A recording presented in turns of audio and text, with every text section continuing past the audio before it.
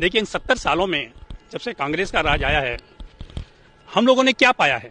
एक पुरानी कहावत है, जैसा राजा वैसी प्रजा। जो राजा थे, दैट्स नेहरू फैमिली, जिनको हम कहते हैं राजा या महाराजा या सम्राट कह लीजिए, बादशाह कह लीजिए, उन्होंने बादशाह की जिंदगी यहाँ पर बिताई है। उनके पास लूट मार के अलावा कोई काम नहीं था। उन्होंने जो अपनी पुश्तैनी जो उनकी ट्रेडिशन थी उसको कायम रखते आए हैं। Also belong to the same Mughal empire, वो सब बाबर की औलादे हैं। उन सबका काम है कि राज्य देश को जितना नोच नोच के खा सकते हैं वो खाएं।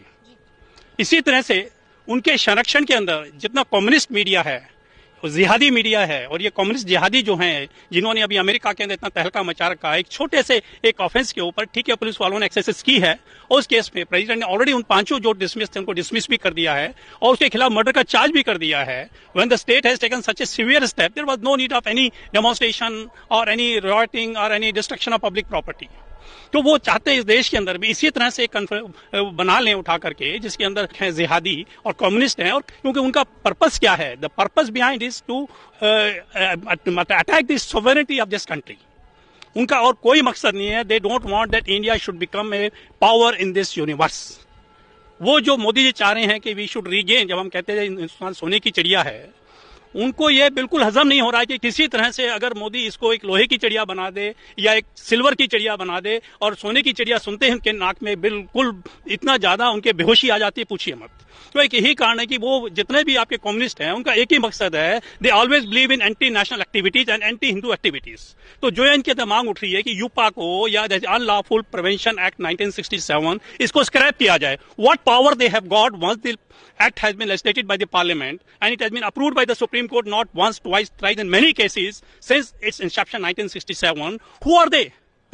Who are they to demand such a nuisance demands कि साहब इसको आप स्क्रैप कर दे? क्यों स्क्रैप कर दीजिए? मतलब they should be given unfettered right to work against the country, to divide the country, to destroy this country, to break this country into parts. and जिहादी कम्युनिस्ट है, उनकी एक पॉलिसी है, उनका एक फंडा बना रखा उन्होंने। वो पूछते हैं साहब यहाँ पे लिंचिंग हुई है, पहले पूछते हैं कि who is the victim? Hindu है, छोड़ो यार, जाने दो, मरने दो। कहते हैं शेड्यूल कास्ट, अरे मरने दो, कोई बात नहीं। मुस्लिम, हाँ, this is a very good subject. तो वो they always have their agenda and they promote their agenda only. Minority हैं ये जितने कम्युनिस्ट है, इनका एक बहुत प्यारा सा फंडा है, सब कुछ करते रहो, दूसरे ने अगर बाल भी बांका कर दिया तो हाय हाय करके पूरे वर्ल्ड में उसको बदनाम कर दो।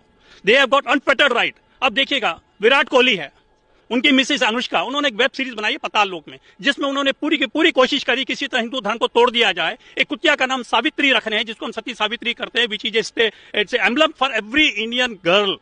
उसको वो कुतिया कह रहे हैं। अपना नाम क्यों नहीं कुतिया रख लिया उसने, अनुष्का शर्मा ने? उसको खुद का अपना नाम अनुष्का कुतिया कहते हैं कि अगर रखती है तो हमें खुशी होती है इस बात के ऊपर।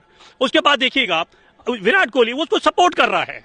एक और उन्होंने वेब सीरीज निकाली है जिसके अंदर उन्होंने दिखाया हुआ है कि एक मंदिर है, पीछे दुर्गा माता की फोटो है, कृष्ण जी की फोटो है, जिसके अंदर वो उसमें बैठे हुए हैं। उसमें 6-7 कैरेक्टर दिखा रखे हैं उन्होंने, और उसमें पुजारी जी हैं, पुजारी जी बीफ सर्व कर रहे हैं लोगों को, और उसके 4-5 एम्प्लॉय दिखा रखे हैं। उसमें गाली गलौच हो रहा है आपस के अंदर, किसी का नाम त्यागी है, किसी का शुक्ला है, किसी का नाम कुछ है, और जो बीफ जो खा रहा है वो एक मुसलमान बैठा हुआ है वहां पर, वो बीफ खा रहा है। मतलब कहने का उनका ये है, वो हमेशा ये कोशिश करते हैं कि हिंदुओं को इतना नीच दिखा दें, हम लोग उसको डिग्रेड कर दें कि उनकी हिम्मत ना हो कि हम पे उंगली उठा सके या मुंह खोल सके।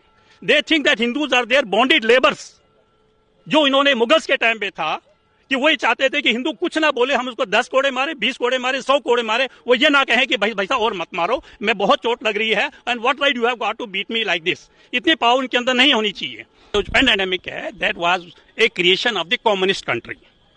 अगर मान लो मैं कोई गुनाह कर रहा हूं, मेरे पार्टी वाले मुझे क्यों अपोज करेंगे? And that was the reason कि जेएनयू के अंदर पैंडेमिक के खिलाफ कोई आज तक धरना नहीं हुआ, कुछ डेमोन्स्ट्रेशन नहीं हुई, कुछ नहीं हुई है।